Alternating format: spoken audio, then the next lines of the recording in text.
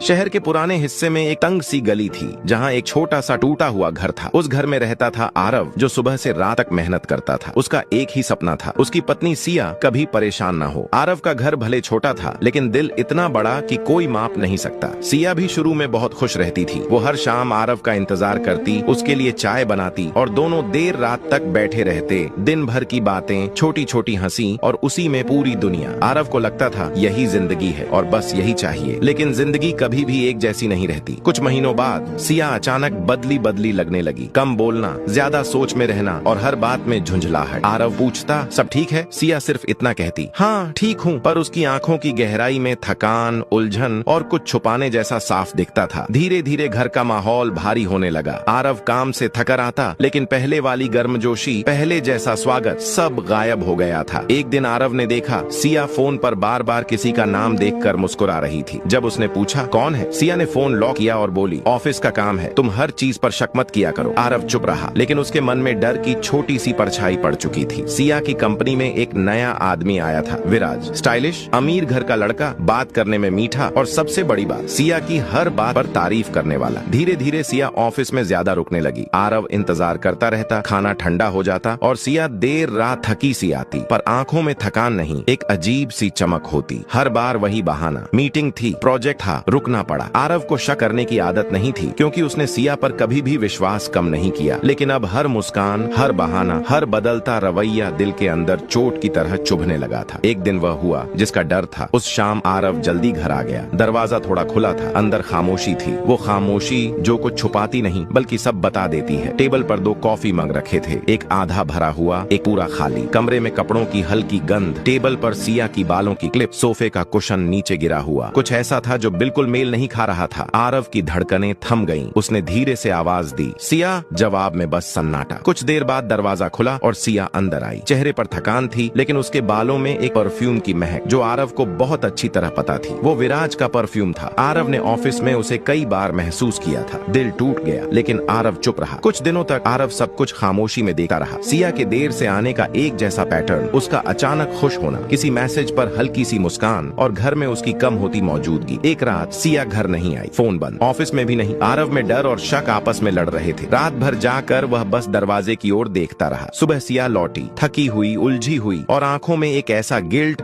जो खुद को छुपा नहीं पा रहा था। आरव ने कुछ नहीं पूछा, बस उसको देखा और उस एक नजर ने सिया को अंदर तक हिला दिया। कुछ दिनों बाद आरव आखिर खुद को रोक नहीं पाया। वह ऑफिस गया और वहाँ जो सुना उससे सब कुछ खत्म हो गया। आगे क्या हुआ वो जानने के लिए रिलेटेड वीडियो पर क्लिक करें और पूरी कहानी देखें।